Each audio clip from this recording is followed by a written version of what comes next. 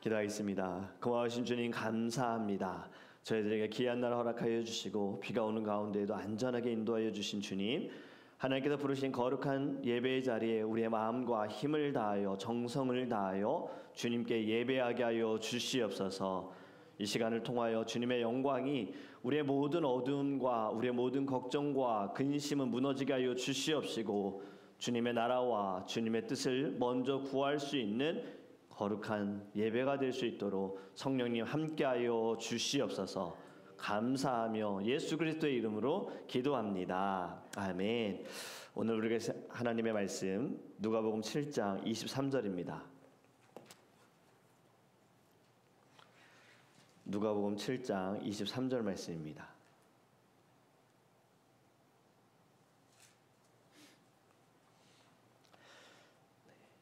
제가 전성경 책인 신약성경 101페이지입니다. 우리 함께 읽도록 하겠습니다.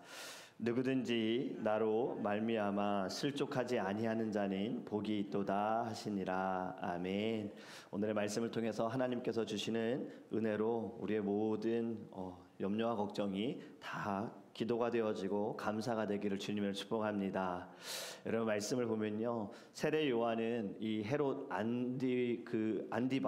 안디바 왕의 불의함을 보고서 지적하면서 회개해야 된다라고 책망하다가 감옥에 갇힙니다. 무엇을 두고 책망했냐면요, 이 안디바 헤롯이 자기 형제 빌립의 아내인 헤로디아라는 누이와 결혼하는 것에 대해서 지적하면서 회개하라고 했더니 헤로디아가 요한을 미워했고, 그리고 바로 헤롯이 요한을 감옥에 가두게 됩니다. 감옥에 갇혀 있는 요한이 이제 제자들에게 부탁을 좀 합니다. 예수님께 보내서 예수님께 물어봐 달라는 거예요. 우리가 기다리는 자가 당신입니까? 아니면 다른 사람을 기다려야 합니까? 라고 질문을 합니다. 왜 요한은 제자들을 통해 예수님께 이런 질문을 했을까? 여러분, 여기에 바로 세례 요한의 연약함을 볼 수가 있습니다. 감옥에 갇혀 있는 동안 그의 마음 가운데 의심이 생겼던 거지요. 세례 요한도 사람입니다. 완전한 자가 아닙니다. 의인도 아니라고 할 수 있죠. 이 세상에 의인은 없나니 하나도 없다라고 말씀하셨고, 우리는 모두 다 죄인이고 또 허물도 있고 약점도 있고 부족함도 있고, 믿음이 때로는 우리가 강하다가도 또 믿음이 연약해질 때도 있는데, 지금 세례 요한이 딱 그 믿음이 연약해지는 순간에 그가 제자들을 통해 질문하는 거예요. 여러분, 지금 세례 요한이 예수님께 세례를 베풀었지요. 그리고 세례를 베풀 때 어떠한 일이 벌어졌습니까? 성령이 비둘기같이 날아가고 하늘에서 음성이 들리잖아요. 이는 내 사랑하는 아들이라. 이것을 목격했음에도 불구하고 지금 세례 요한은 예수님의 존재에 대해서 의심을 하는 겁니다. 여러분, 우리는 어떻습니까? 우리는 예수님의 존재에 대해 의심한 적이 없으십니까? 기도를 해도 응답이 되지 않을 때 의심이 드는 적이 없습니까? 우리가 열심히 잘 살아보려고 열심히 예배하고 주를 위해 섬기지만 때로는 어려움이 찾아올 때, 고난이 찾아올 때 우리의 마음 가운데 의심이 들진 않습니까? 아니면 때로는 정말 너무나도 갑작스럽게 이런 생각을 해본 적은 없습니까? 내가 믿는 하나님이 진짜가 아니라 혹시 다른 사람들이 믿고 있는 가짜, 저기 다른 종교들이 진짜 신이 아닐까라는 이런 의심을 해본 적이 없습니까? 저는 사실 이 모든 거 다 해봤어요. 저는 이것을 두고도 싸워보기도 했고 지금도 싸우고 있는 상황인 때가 있습니다. 저도 하나님의 부름을 받은 주의 종이지만 연약하기 때문에 때로는 어려움을 만나고 때로는 힘들 때에는 의심의 순간이 찾아오죠. 왜냐하면 사단이 끊임없이 심어주는 것이 바로 이 의심이거든요. 하나님과 멀어지게 하려고, 하나님께 진정으로 예배하지 않고 주를 위해서 헌신하지 않도록 하기 위해서 끊임없이 이 마음을 품어주는데, 제가 신학을 공부하면서 사역을 할 때에 바로 아까 그 세 번째, 내가 이렇게 열심히 예배하고 주를 위해 봉사하고 헌신하고 세상의 것을 다 포기하고 정말 주님을 위해서 나아갈 때 때로는 억울한 일을 당하는데, 내가 믿는 하나님이 진짜가 아니고 다른 종교가 진짜라면 어떨까라는 생각이 잠깐 든 적이 있어요. 그런데 그 생각의 답은 이렇게 하나님이 주시는 거예요. 다른 종교들은 결국에 말하는 게 착하게 살아라는 거지 않습니까? 착하게 살아라. 남에게 피해 주지 말아라. 착하게 살아야지만 뭐 환생을 하면은 사람으로 태어날 거다. 착하게 살아야지만 어디 좋은 곳에 갈 것이다라는 이야기들을 하고 있어요. 우리도 하나님을 믿음에 있어서 믿는 자들은 늘 선한 일을 행하라라고 말씀하고 있잖아요. 그리고 예수님을 믿는 자들은 성령으로 말미암아 선행이 드러나게 될 것입니다. 그렇다면 다른 만약에 종교가 정말 진짜라고 생각한다면 내가 하나님을 믿는 건 절대 손해가 아니겠구나라는 생각이 드는 거예요. 왜냐하면 결국은 지금도 선하게 살려고 하고 있기 때문에. 물론 잠깐 드는 생각입니다. 철없는 시절에 잠시 의심이 드는 순간에 이성적인 계산을 해봤던 거죠. 물론 당연히 여러분 예수님만이 구주이십니다. 구원의 길은 예수님밖에 없는 거예요. 그런데 의심이 드는 순간을 제가 말씀드린 건데 여러분 예수님을 믿으십니까? 예수님을 구주로 믿으십니까? 예수님을 하나님의 아들로 믿으십니까? 예수님께서 다시 오시겠다라고 말씀하심을 믿으십니까? 네. 우리 이러한 믿음이 있음에도 불구하고 흔들릴 때가 있고 넘어질 때가 있지요. 바로 세례 요한이 그 순간을 경험하면서 지금 제자들에게 예수님의 존재에 대해 질문하는 겁니다. 예수님께서는 치유와 복음의 사역을 예언한 이사야의 예언의 말씀으로 답을 하십니다. 우리가 주일에도 같이 읽었던 말씀인데 22절에 예수께서 대답하여 이르시되 너희가 가서 보고 들은 것을 요한에게 알리되 맹인이 보며 못 걷는 사람이 걸으며 나병 환자가 깨끗함을 받으며 기먹은 사람이 들으며 죽은 자가 살아나며 가난한 자에게 복음이 전파된다 하라. 아멘. 너희가 보고 들은 것을 세례 요한에게 가서 전해라. 그대로 알려라. 요한은 제자들로부터 예수님이 메시아라는 확실한 답을 전해 들은 겁니다. 여러분 우리가 의심을 하는 순간에 의심이 드는 순간에 그 의심을 이길 수 있는 것도 말씀밖에 없습니다. 귀신 들린 아이를 고쳐달라고 아버지가 제자들에게 데리고 왔어요. 그때 물론 제자들 중에 3명은 예수님과 함께 그 변화산이라는 곳에 가서 함께 있었기 때문에 9명의 제자에게 부탁을 했었는데 이 9명의 제자 그 누구도 귀신을 쫓아내지 못했습니다. 그리고 나서 이제 예수님이 오셨지요. 이 아버지가 예수님에게 뭐라고 말합니까? 무엇을 할 수 있거든 우리를 불쌍히 여겨주셔서 도와주세요 라고 말합니다. 무엇을 할 수 있거든. 이 말에 예수님이 뭐라고 말씀하십니까? 할 수 있거든이 무슨 말이냐? 믿는 자에게는 능히 하지 못한 일이 없느니라. 아멘. 아버지가 왜 이렇게 얘기했을까요? 분명 자기가 소문으로 듣기에는 귀신 들린 자도 쫓아내고 병든 자도 고치고 죽은 자도 살린다 했고 제자들도 그러한 일을 행했다라는 소문을 듣고 왔는데 9명의 제자 중 누구도 자신의 아들을 고쳐주지 못하니 제자의 스승인 예수님까지 의심하는 겁니다. 할 수 있거든. 할 수 있다면 의심이 있는 거죠. 여러분 의심을 이길 수 있는 것은 결국엔 무엇일까요? 참 이것이 아이러니한 겁니다. 믿음의 반대가 의심이잖아요. 그런데 의심을 이길 수 있는 것은 결국엔 또 믿음인 거예요. 믿음은 어떻게 우리에게 주어집니까? 성경에 들음에서 난다라고 말씀하고 있습니다.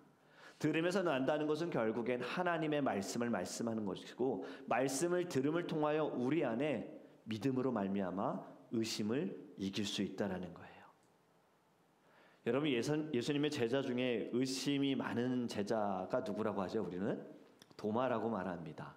근데 왜 도마가 의심이 많다고 할까요? 분명히 우리가 알기로는 한 번 의심한 것밖에 없어요. 이 사람이 늘 의심했던 사람인지 우리는 알 수는 없어요. 그런데 왜 의심이 많은 제자라고 이야기를 할까? 증인들이 많았잖아요. 부활하신 예수님을 여인들이 만났고 제자들도 만났고 다른 사람들도 만났고 계속해서 이야기합니다. 예수님 살아나셨어. 말씀하신 대로 다시 살아나셨어. 했음에도 불구하고 도마는 끝까지 믿지 않고 그가 뭐라고 말합니까? 내가 그 못자국 난 손가락을 넣어봐야겠다. 손바닥에 손가락을 넣어봐야겠다. 창에 찔린 옆구리에 내 손을 넣어봐야겠다. 내가 그럼 믿겠다라고 이야기를 합니다. 바로 이것 때문에 의심이 많은 제자다라고 이야기를 하지요. 여러분 예수님이 뭐라고 말씀하시냐? 보지 않고도 믿느냐? 네 믿음이 크도다라고 말씀하신 것을 보면 도마의 믿음은 사실 예수님을 만났고 예수님이 그에게 그래 네 손가락을 넣어봐라, 네 손으로 넣어봐라, 만져보아라 할 때 그가 믿었잖아요. 어쩌면 도마의 믿음은 작은 믿음이다라고 할 수가 있지요. 그런데 이 작은 믿음마저도 감사한 거예요. 왜냐하면 이 작은 믿음마저도 의심이 사라지기 때문에 그렇죠. 여러분, 예수님은 이렇게 말씀을 붙이십니다. 오늘 우리가 읽은 본문의 말씀입니다. 누구든지 나로 말미암아 실족하지 아니하는 자는 복이 있도다. 이 말씀을 세번역 성경에는요, 나에게 걸려 넘어지지 않은 사람은 복이 있도다. 다르게 표현하면요, 의심을 품지 않은 사람은 복이 있도다라는 말인 거예요. 예수님을 의심하지 않는 자, 그가 복이 있다. 예수님으로 인하여 핍박을 당하고 어려움을 당할 때 의심하여 넘어지는 자가 복이 있는 것이 아니라 그때에도 주님께 마음을 드리고 주님께 붙들린 자, 주님께 나아가는 자가 복이 있다라고 말씀합니다. 지금 세례 요한 감옥에 갇혀 있어요. 다시 풀려나게 될지 모르는 상황입니다. 그리고 사실 그는 죽게 되지요. 목이 잘려서 죽게 됩니다. 어려움 가운데 의심을 받게 됐어요. 여러분, 의심하지 않고 어려움 속에서도 끝까지 예수님을 믿는 자는 하늘의 상급을 받게 되어지고 천국이 저희 것이 될 줄 믿습니다. 저는 말씀을 묵상하면서 이런 생각이 들었어요. 어려움으로 인하여 의심이 찾아와요. 그런데 한번 이걸 다르게 한번 생각을 하나님 하게 하시는 거예요. 의심을 하면 또 어렵지 않습니까? 그러니까 결국에는 의심하면 어렵고 어려우면 의심하고. 여러분, 이것이 사람과의 관계도 그렇지 않습니까? 조금의 의심이 우리의 공동체에서 가정 안에서 들어오게 되어지면요, 그 순간부터는요, 사랑은 사라져버리잖아요. 어려워지잖아요. 내 마음이 힘들어지잖아요. 뭐만 보이면, 뭐만 했다면, 무슨 말만 들렸다면 다 의심이 들어서 그것을 진실되게 보지 못하잖아요. 색안경으로 끼면서 보잖아요. 내 중심으로 해석하게 되어지니. 사람과의 관계도 이런데 예수님과의 관계에 있어서, 신앙에 있어서, 믿음에 있어서도 의심이 드는 순간에는 결국에는 우리의 영혼이 어려워질 수 있다는 거예요. 그런데 여러분, 신앙에서 의심은요, 어쩔 수가 없습니다. 믿음이 없으면 의심도 없는 거예요. 의심이라는 것은 곧 믿음이 존재한다라는 증거입니다. 이에 대해 C.S. 루이스는 순전한 기독교에서 이런 말을 합니다. 의심은 믿음의 반대가 아니라 믿음의 한 부분이다. 우리는 믿음의 여정에서 때로 의심을 겪지만 그 안에서 하나님을 더욱 깊이 경험한다. 이렇게 고백을 했어요. 여러분, 의심도요, 어쩌면 우리의 믿음을 강하게 할 수 있는, 더 주님을 붙들게 할 수 있는 도구가 될 수 있습니다. 우리는 살아가면서 의심 한 번도 안 하고 살 수는 없습니다. 매 순간 어찌됐든 사단은 우리에게 부정적인 것을, 좋지 않은 것을 우리를 시험 가운데 계속 끌고 갈 겁니다. 그 중에 하나가 바로 의심일 거예요. 여러분, 이 의심이 드는 순간에 우리는 더욱더 하나님의 말씀을 듣고 주님께 기도함을 통하여서 이 의심이 더 강한 믿음이 될 수 있도록 주님께 매달리기를 주님의 이름으로 축복합니다. 여러분, 어느 때에 가장 의심이 드십니까? 실족하지 않는 믿음을 갖기를 우리 기도하기 원합니다. 실족하지 않는 복을 누리는 저와 여러분이 되기를 간절히 원합니다. 끝까지 인내하시고 믿음으로 말미암아 승리하는 주님의 자녀 되기를 원합니다. 하나님은 반드시 말씀을 통해 우리에게 답을 주실 겁니다.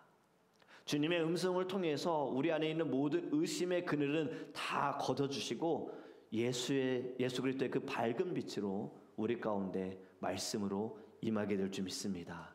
여러분, 의심하지 않으시기 바라요. 의심이 드는 순간에도 우리 이렇게 고백했으면 좋겠어요. 주님 말씀하셨사오니, 주님 말씀에 의지하여 주님 말씀하신 대로 이루어지이다. 지금 제가 이 말씀을 드릴 때 여러분 머릿속에 떠오르는 인물들이 있죠. 바로 베드로의 고백이었고 마리아의 고백이었고 주의 종들의 고백이었습니다. 의심이 당연히 들 수밖에 없는 순간에도 주님 말씀하시니 제가 그 말씀에 의지하여 그물을 던지겠나이다. 처녀인 저에게서 어떻게 아이가 태어날 수 있겠습니까? 라는 의심이 드는 순간에 그래도 저는 주의 여종이 오니 주님께 쓰임받기를 원합니다 라는 그 고백, 말씀대로 이루어지이다. 여러분, 이것이 저와 여러분의 고백이 되기 원해요. 의심이 들 수 있습니다. 우리의 눈에 보이는 것, 우리의 생각, 우리의 경험은 너무나도 제한적이고 한계가 있고 좁은 그릇입니다. 작아요. 하나님의 기적을 우리가 다 이해할 수 없어요. 이해한다면 사실 그건 기적이 아니죠. 이해할 수 없으니까 기적인 거죠. 그렇다면 여러분, 의심을 벗어버려야 하는 거예요. 주님, 제 생각으로는, 제가 지금까지 살아온 경험으로는 이건 도저히 안 될 것 같아요. 하지만 주님은 하실 수 있음을 믿습니다. 주님 말씀하시면 될 줄 믿습니다. 바로 우리 얼마 전에 나눴던 백부장의 그 믿음. 주님 말씀하시면 제 종이 낫겠나이다. 이러한 고백으로 실족하지 않는 저와 여러분이 되기를 주님의 이름으로 축복합니다. 이제 우리 함께 기도하기 원합니다. 여러분, 첫 번째로 기도하기 원하는 것은요, 우리 먼저 의심했던 부분을 가지고 하나님께 회개하기를 원해요.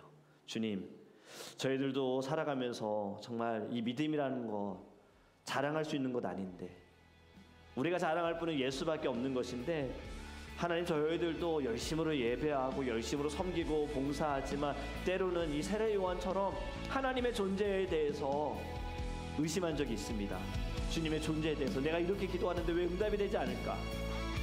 내가 이렇게 주를 위해 헌신하고 열심을 다하는데 왜 나에게 이런 고난과 고통이 따라올까라는 그 순간 우리는 의심했었습니다. 주님, 용서하여 주시고 또 그 의심을 통하여서 결국에는 말씀으로, 기도를 통하여 그거밖에 답이 없다라는 것을 가르치신 주님 감사합니다. 하나님, 모든 순간에 믿음으로 반응하는 자가 되게 하여 주시고, 주님 말씀하셨사오니 제가 따르겠나이다. 주님 말씀하셨사오니 제가 행하겠나이다. 이 고백을 드리게 하여 주소서. 우리 다 함께 주여 부르시고 통성을 기도합니다.